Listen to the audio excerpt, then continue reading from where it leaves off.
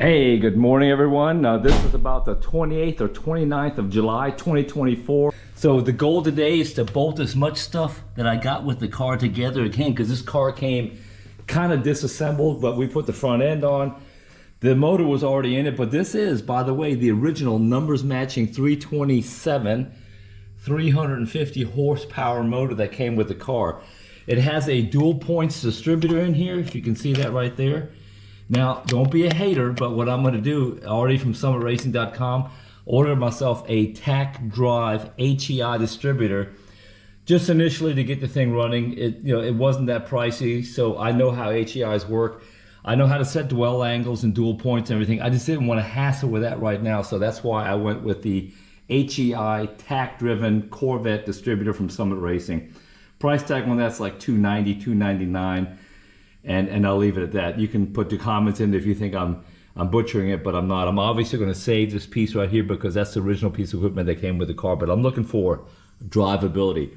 Now imagine when I get this thing cranked up the first time, it's going to have one of those lumpy, probably a solid lifter little 327 in here. And I'm hoping it's not a literally aggressive motor, because that would also explain why the previous owner in Tennessee/Kentucky didn't go with power brakes and vacuum brakes, probably because the vacuum's just not there to support power brakes on here. But I'll figure all that out once I get it cranked up and do a measurement on it.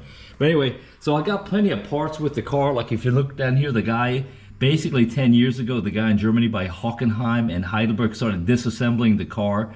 So I'm gonna put stuff that came with the car, like this is my, not the overflow, this is actually the fill. It's brand new from Harrison. Here is obviously what the battery mounts on. And then I have a whole bunch of stuff that came with the car that is over here. I wouldn't say a boatload of stuff, but the car's complete.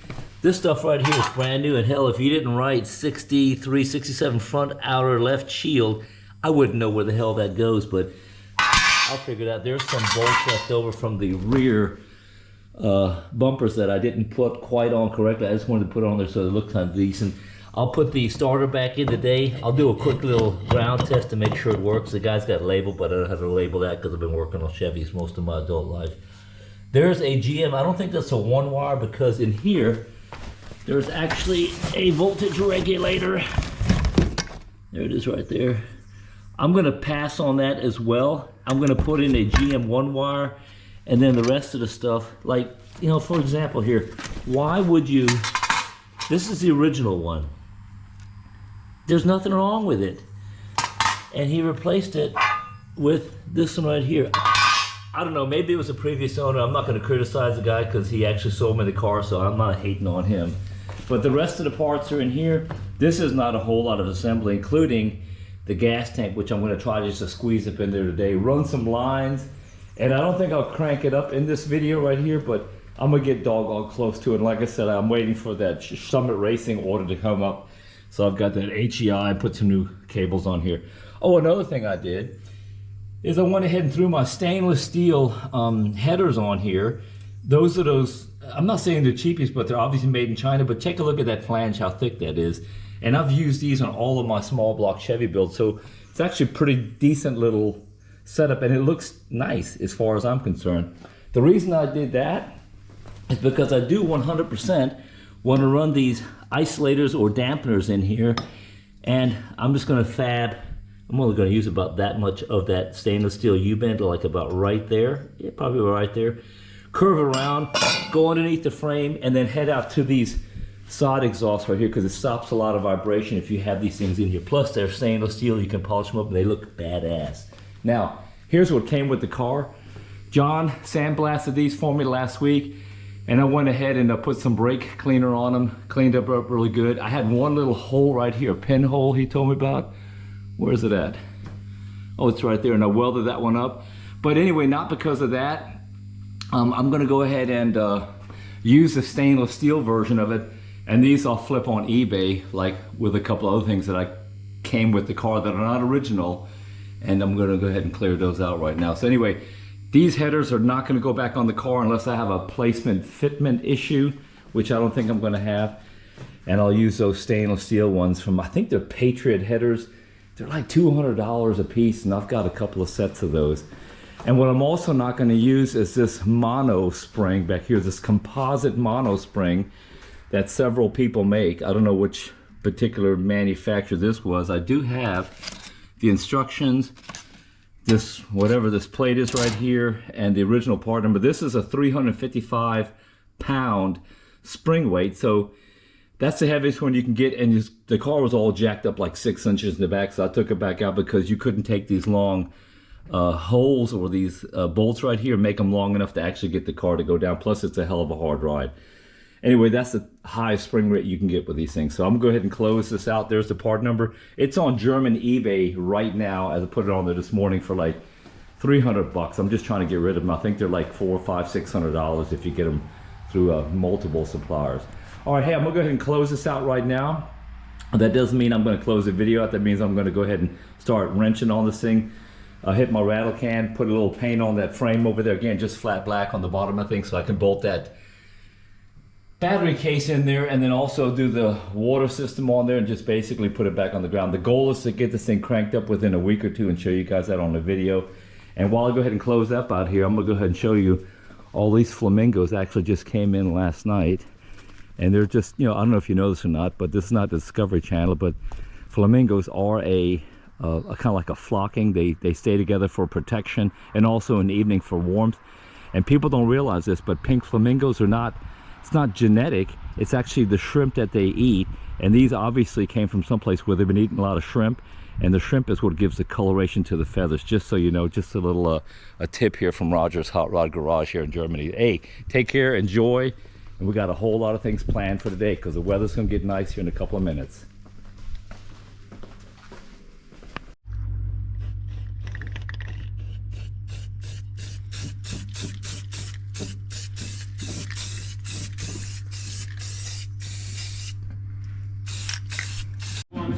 All right, let me cut this down real quick, but check this out. I feel like Johnny Cash putting it together one piece at a time. So I got some flat black on the starter right here. This looks like the original GM starter that came with the car, or not a mini starter, but I'm gonna throw this in here since I've got it right now. These right here are, this is the battery mounting tray. 1, 2, 3, 4. I've only got 3 of these, but I do have this little drawer right down here.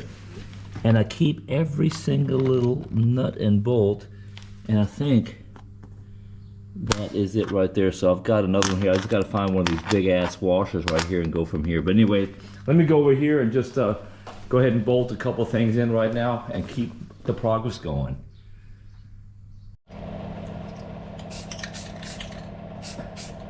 All right, this is that stabilization shock that goes between it goes basically on the steering to stop bump steer and, you know, all that fancy stuff. So I just cleaned it up a little bit. Missed a little spot down here, hold on. And I'll just hang this up in the back. Hey, look folks, if you don't have complicated equipment like Rust-Oleum accelerated drying system like RADS, I have that right here in the shop. Run down to Home Depot or Walmart and pick yourself one of these little dryers up right here. Again, RADS, Rust-Oleum accelerated drying system right here. Helps your project go just a little bit faster. Don't take everything I say too damn serious, okay? All right, so it's like I'm hanging up dead squirrels up here. Hold on.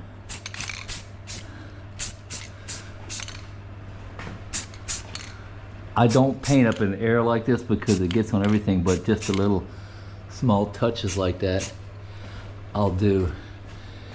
And yeah, I got a problem with fishing reels, so don't say anything. Significant others in my life have already told me I've got a problem with these fishing reels. I don't know. Flea market, Webster, Florida, wherever I'm at, if I see a fishing reel and it's old, I will buy it.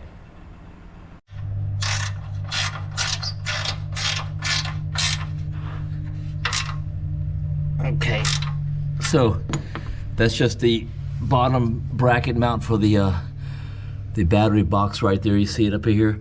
But let me go ahead and spin around here. So I went ahead and cleaned up this area over here while the starter is drying with that flat black rad system over there, and just cleaned up. And then lo and behold, I just happened to notice there's no damn bolts in the oil pan except for the front and the back. So let me go find out why he pulled the oil pan off. Maybe there's a damn oil pump missing up in there. So since I'm down here anyway, let me go ahead and check that out real quick. The rest of the stuff looks pretty dry. It's just a little bit wet up in here. But look, if I'm in here, I'm personally just gonna go ahead and hit it with a little bit of brake cleaner. And that way, if you have an oil leak, you can actually see where the crap is coming from. But let me go ahead and pull this pan off real quick. Should be 7/16 up in here. And then the front, and then just see what I got underneath there, and then just bolt everything back up. I do have always spare gaskets, so I'll clean it up and go ahead and put an oil pan gasket on if that's all that's missing.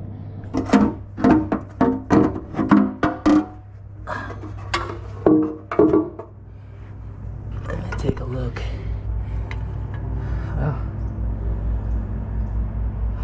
Oil pickup is in here. Yeah, I think he just basically, yeah, the gasket is still in here. So, damn it. See, this is one of those things which just keeps on going. Let me go ahead and scrape the damn gasket out of there. Put a new one up in here, along with, just a second, that little half seal in the back. I know I've got that in my drawer over there. All right, as you can see, my rad system is working fine here. I went ahead and put that on there right now. I'm gonna bolt this one in here in a second. And again, one thing leads to the other here in Roger's Hot Rod Garage. So this is the original pan for the 327. So I'm gonna clean it up a little bit. I'm probably even gonna throw, where is it at? Right here. Some of the Rust-Oleum Chevy orange on it. But this is my drawer of Chevy or just general gaskets. That's one piece. Oh, what the hell did I do here? I cut that piece off, but maybe I can find another one. I need those for the headers on the front anyway. Wait a minute. There's a complete one right there, so I need those for the headers. I'll throw one right here and one up here for the other side. That's easy. I got all the bolts for that one. I'll just go ahead and clean those up and dip them in a little bit of high heat black, the stuff for the exhaust systems. But what I'm looking for before I actually take those gaskets out, I always keep a couple of complete sets. What is this one right here? That is a complete Summit Racing small block Chevy. There's another set right there. I don't want to break into those sets because I do the motors in the back there. Okay, those are the front and rear. They'll go over the hump right there. So I'll put those here. Let's see. There's one I'm looking for right there. That's one right there, an old cork one. But what I do is I throw silicone, black silicone on them anyway, front and back, and I should have the, oh, there's the one for the dipstick. And just for shits and giggles, I'll go ahead and pull them all out of here and make sure I got the right piece on there. I'll lay down underneath here. Oh, bonus material here. I actually got one of these too. And do I have the other side? Don't know. And then I think I just had the light bulb go above my head. Just a second. Hey, the pile of shit is getting smaller right here, so I'm making progress today. And right over here, there's that mono spring that's on for sale right now. This looks like a complete kit that the previous owner bought. So here's power steering conversion kit. There are your hoses. There's your bracket for small block Chevy to take this pump, chrome as a matter of fact, and bolt it and hook these up right here. Hopefully the fitting's okay. And it even has a different coupler, which I'm going to need for this power steering pump. So I'm going to do the manual right now on the beginning, and then eventually when I get a little bit of time, I'll flip it over. Again, folks, the goal is to get the thing just cranked up driving forward and backwards. And I thought about playing with, so I got 1, 2, 3 of these small block Chevy oil pans with. I even got the right side with a dipstick on the driver's side. But I'm going to reach up in here, and that's what I always do. I always tape them in here. Remember, I'm looking for those bolts. So right now, since I need them, they're going to be part. Let me even pull that shit out of here too. I need them right now, so sorry about the back and forth. But yep, there's the 1/2 inches. There's a whole bunch of little small 7/16. I might have to make them just a little bit shorter because they're made to go through that thick flange, but long story short, I've got my bolts, including, actually I'm gonna put that one back in there, but anyway, that's good. Where I'm at right now, attention deficit disorder is kicking in, so that's done. Clean up the pan. I got the pan draining right now. Got my gaskets. Yeah, okay. And then I'll obviously check down to make sure there's no chunks of metal and crap in there. So it is kind of sludgy and oily in there. No big deal. Clean the pan up, paint it. So look, the main focus here is to get, there wasn't a whole lot of sludge in here, but right around that, if you can see that, the other end of the drain plug, I'm getting it down to the silver. And it just had, you know, an old 327 sludge in it. Again, not a whole lot. It's fairly cleaned up in here, but so far it's a good sign. And that's basically it. And if you can see right down there, that's all I'm doing. Hitting it, clean that crap out of there.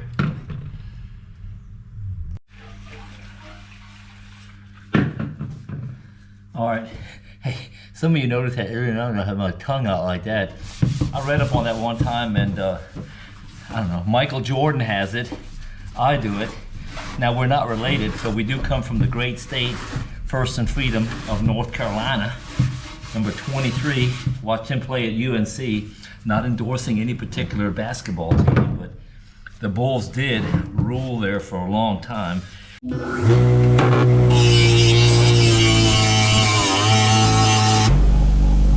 So, there's a fast and a slow way to do that. Actually, that's getting it down to the metal.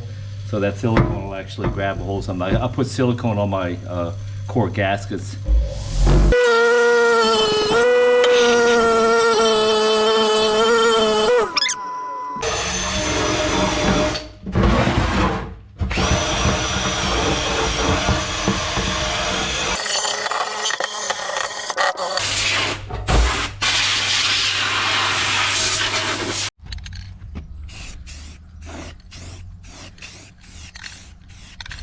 Light coat first. Yeah, I'm not going to paint inside the garage and get that orange crap all over my cars. So I'll just do it out here in the Field of Dreams. Alright, hey, I had to go run a couple of errands real quick with my 1957 Audi NSU Lambretta. But anyway, we're not about that. Attention deficit. The damn pan turned out better than I expected. Had it baking in the sun out here for the last couple of hours, but now the messed up thing about it is I gotta be careful, make sure this is tack dry. Oh yeah, oh man, that's nice. So Chevy orange, that Rust-Oleum stuff. You know what, before I actually put it on that hot surface, I got this thing really cleaned up. Check that out. So I'm gonna go get my gaskets right now. I glue my gaskets on there beforehand and then put a slight wipe of gasket material when I glue this thing in here. So basically this thing's ready to go back in here. Looking pretty good.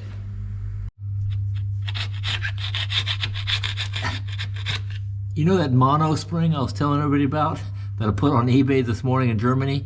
Sold, baby, sold. I just checked my email upstairs. I got a notification and the guy gave me the full asking price for it, which is 300 euros is what I got for it. If you do the conversion on that, I think that's like about $330, $335 plus the shipping. So he's PayPaling the crap to me right now, and I got rid of some stuff that I wasn't going to need. Anyway.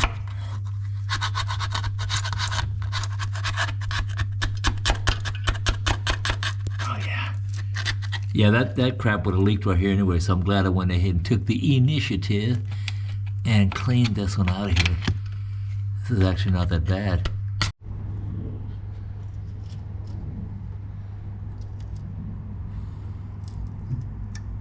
Keep that so make sure I got the exact right length on the one I'm going to replace it with.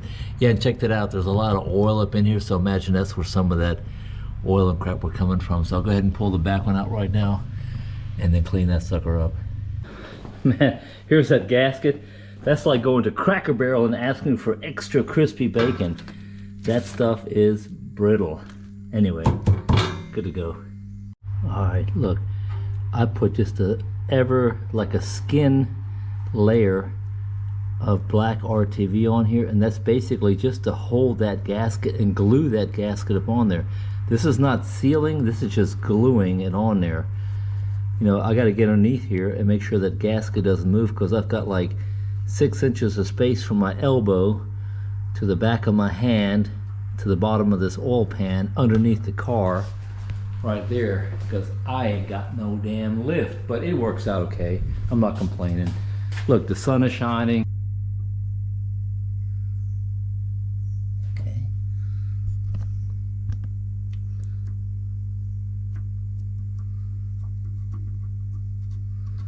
So as long as those holes line up right there, that RTV acts like glue, and it'll just hold it down here. And I'm going to run a layer of RTV on the top right here. Everybody's got a different way to do this, but this is what works for me. Again, long as that's nice and tight, and you ain't got a whole lot of time to play around with this thing. I give it like 15, tops 20 minutes. The RTV takes a while to set up, and that's about it. And look, you know, you think I'm joking about this. I'm not paranoid here. Those guys out there just keep looking this direction. Don't know why, but it's just, I don't know. I just ignore them. I ignore them. Cork pans on here.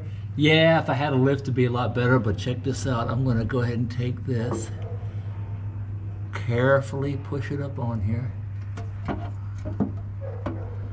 without moving the gaskets. Looky there. Wait a minute. Grab one of these handy dandy bolts right here. I didn't have to cut these because I saved them. You saw that a couple of seconds ago. Find that hole and oh, doggone it. There we go. And started off this project today looking like a huge mess down here, but this thing's starting to look like a backyard wrencher resto rod. Let's see what hole am I missing right there. All right, so if you've made it this far in my video, thanks for watching. This is July in Germany. Absolutely gorgeous weather outside. You see me paint that sucker, and I got my little 1966 Corvette on here. Never mind these little projects right here for the grandkids. Yeah, these are some folks earlier here today, but look.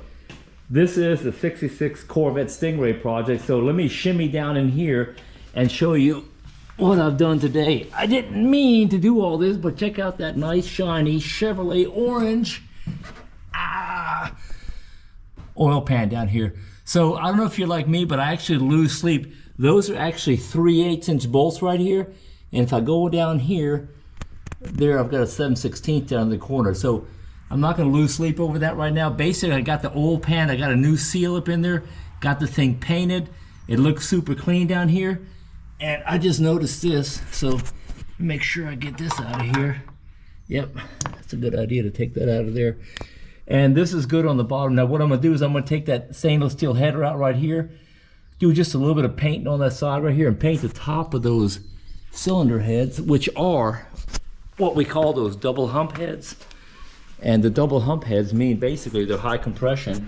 If you can see those two little camel double humps right here, so those are actually high compression heads. So anyway, the goal is to get this thing cranked up in the next 1 or 2, maybe 3 weeks.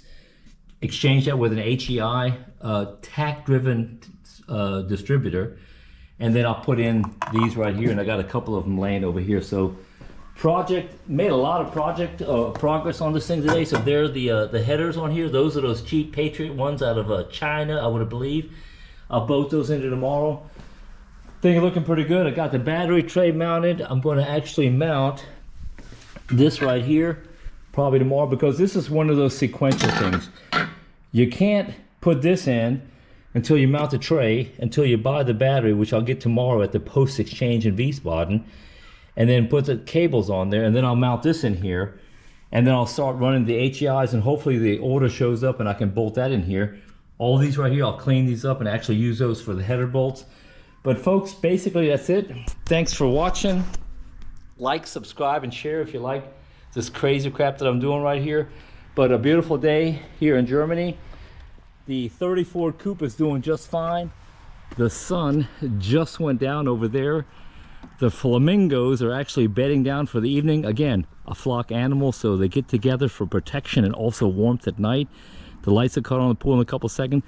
And rumor has it, Amazon's delivering three more of those guys, or they might just fly in, I don't know. But anyway, hey, thanks for watching from Roger's Hot Rod Garage. And I've actually got a time lapse going here for a YouTube short. It's running 41 seconds right now, so watch the sun go down. Hey, again, thanks for watching. Appreciate it.